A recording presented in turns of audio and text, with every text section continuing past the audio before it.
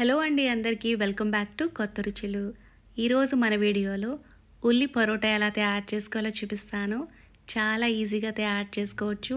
పిల్లలకి లంచ్ బాక్స్లోకి బాగుంటుంది. ఆఫీసులకు వెళ్ళే వాళ్ళు కూడా బిజీ మార్నింగ్స్లో చాలా ఈజీగా ఈ ఉల్లి పరోటాలని క్విక్గా తయారు చేసుకోవచ్చు. వీటికి సెపరేట్గా కర్రీ చేసుకోవాల్సిన అవసరం లేదు. వీటిని ఒట్టిగా అలాగే తినేసేయచ్చు, లేదా పెరుగు రైతాతో తిన్నా చాలా బాగుంటుంది. సింపుల్గా ఇలా తయారు చేసుకున్న ఉల్లి పరోటాలు కమ్మగా చాలా బాగుంటాయి. చాలా సాఫ్ట్గా ఉంటాయి. గంటలు గడిచినా సరే ఈ మెత్తదనం ఇలాగే ఉంటుంది. పిల్లలు సైతం ఎంతో ఇష్టంగా తినే ఉల్లి పరోటాలు ఎలా తయారు చేసుకోవాలో చూద్దాం రండి. మిక్సింగ్ బౌల్లోకి గ్లాసు నిండుగా గోధుమ పిండినైతే తీసుకుంటున్నాను. ఇందులోకి రుచికి సరిపడా ఉప్పు, 2 టేబుల్ స్పూన్ల వరకు నూనెను వేసుకోవాలి. ఇవన్నీ కలిసినట్టుగా ముందుగా వీటిని బాగా మిక్స్ చేసుకున్న తర్వాత కొద్దిగా నీళ్ళని వేసుకుంటూ చపాతీ పిండి ముద్దలా కలుపుకోవాలి. ఈలోగా ఒక చిన్న రిక్వెస్ట్ అండి, మన ఛానల్లో సింపుల్గా చేసుకునే చాలా రకాల స్నాక్స్ అలాగే స్వీట్ రెసిపీస్ని అయితే పోస్ట్ చేశాను. ఇంట్రెస్ట్ ఉన్నవాళ్ళు ఛానల్లో మిగిలిన వీడియోలను కూడా చూసి నచ్చితే ఛానల్ని సబ్స్క్రైబ్ చేసుకుని సపోర్ట్ చేయగలరు. పిండిని ఇలా సాఫ్ట్ చపాతీ ముద్దలా కలుపుకున్న తర్వాత 1 టేబుల్ స్పూన్ నూనె వేసి పిండి ముద్దకి పట్టించి మూతతో కవర్ చేసుకుని 10 నిమిషాల పాటు పక్కకు పెట్టుకోవాలి. నెక్స్ట్ ఇప్పుడు పరోటాకి స్టఫింగ్ తయారు చేసుకోవడం కోసం 2 మీడియం సైజు ఉల్లిపాయల్ని ఇలా పొడవుగా కట్ చేసుకుని తీసుకోవాలి. ఇందులోకి 2 నుంచి 3 పచ్చిమిర్చిని ఇలా చిన్న ముక్కలుగా కట్ చేసుకుని వేసుకోవాలి. రుచికి సరిపడా ఉప్పు, కొద్దిగా పసుపు, 1/2 టేబుల్ స్పూన్ గరం మసాలా, ధనియాలు, జీలకర్ర కలిపి పొడి చేసుకున్న పొడిని 1/2 టేబుల్ స్పూన్ వరకు వేసుకోవాలి. కొద్దిగా చాట్ మసాలా వేసుకుంటే ఫ్లేవర్ బాగుంటుంది. మీరు చాట్ మసాలా వద్దు అనుకుంటే 1/2 టేబుల్ స్పూన్ వరకు ఆమ్చూర్ పొడిని కూడా వేసుకోవచ్చు. కొద్దిగా కసూరి మేతిని క్రష్ చేసుకుని వేసుకుంటే ఫ్లేవర్ చాలా బాగుంటుంది.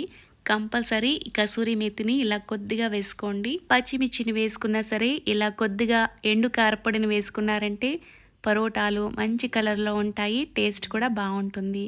ఉల్లిపాయల్లో నీరు ఎక్కువగా ఉంటుంది కాబట్టి ఇందులో కొద్దిగా ఇలా పుట్నాల పప్పును 2-3 టేబుల్ స్పూన్ల వరకు తీసుకుని మిక్సీ జార్లోకి వేసుకుని మెత్తగా పొడి చేసుకుని పక్కకు పెట్టుకోవాలి. ఇప్పుడు ఇవన్నీ కలిసినట్టుగా బాగా మిక్స్ చేసుకోవాలి. ఇలా కలుపుకోవడం వల్ల ఉల్లి రేకులు అనేవి సెపరేట్ అయిపోతాయి. ఉల్లిపాయల్లో ఉండే ఎక్స్ట్రా వాటర్ అనేది బయటకు రిలీజ్ అయిపోతుంది. ఇలా నీరంతా బయటకు వచ్చిన తర్వాత ఇందులోకి మిక్సీ పట్టుకున్న పుట్నాల పొడిని వేసుకోవాలి. ఇక్కడ పుట్నాల పొడి ప్లేస్లో మీరు కావాలనుకుంటే అటుకుల పొడిని కూడా వేసుకోవచ్చు. కానీ ఇలా పుట్నాల పొడి వేసుకుంటే పరోటాలు చాలా రుచిగా ఉంటాయి. వీడియోలో చూపిస్తున్నట్లుగా ఉల్లి స్టఫింగ్ ఇలా ముద్దలాగా అవ్వాలి.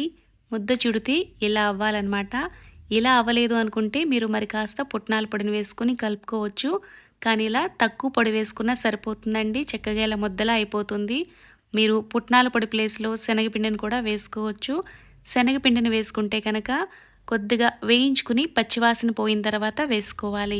ఈలోగా ముందుగా కలిపి పెట్టుకున్న గోధుమ పిండి కూడా చక్కగా నానిపోయింది. ఒకసారి అంతా కలిసినట్టుగా బాగా మిక్స్ చేసుకోవాలి. ఇలా 1-2 నిమిషాల పాటు సాఫ్ట్గా అయ్యే వరకు మిక్స్ చేసుకున్న తర్వాత ఇలా చిన్న పిండి ముద్దలా చేసుకుని పక్కకు తీసుకోవాలి. నెక్స్ట్ ఇప్పుడు ఒక పిండి ముద్దను తీసుకుని వీడియోలో చూపిస్తున్నట్లుగా ఇలా ఉండలా చేసుకుని వేళ్లతో ఇలా గిన్నె షేప్లోకి చేసుకోవాలి. ఇందులోకి ముందుగా రెడీ చేసి పెట్టుకున్న స్టఫింగ్ని పెట్టుకుని వీడియోలో చూపిస్తున్నట్లుగా ఇలా పిండిని వేళ్లతో దగ్గరగా తీసుకుంటూ క్లోజ్ చేసుకోవాలి. ఇలాగే మొత్తం అన్నిటిని రెడీ చేసుకుని ప్లేట్లోకి తీసుకోవాలి. ఇప్పుడు ఒక పిండి ముద్దను తీసుకుని వీడియోలో చూపిస్తున్నట్లుగా ఇలా చాపింగ్ బోర్డ్పై వేసుకుని కొద్దిగా పొడిపిండి వేసుకుని పరోటాలు చేసుకోవాలి.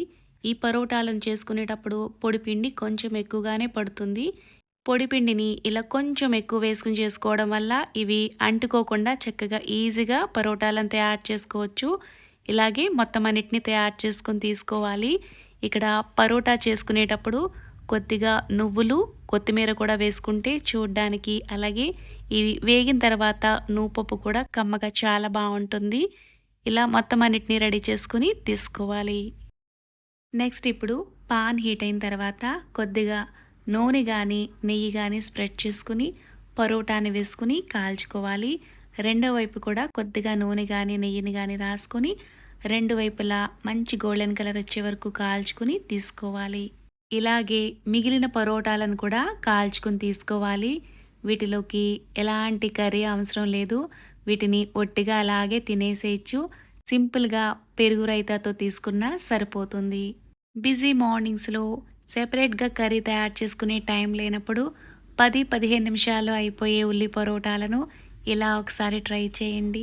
ఇవి చల్లారిన తర్వాత కూడా ఇంతే సాఫ్ట్‌గా చాలా కమ్మగా ఉంటాయి. మీరు ట్రై చేసిన తర్వాత మీకు ఎలా అనిపించిందో కూడా నాకు కామెంట్ చేయండి. Thanks for watching.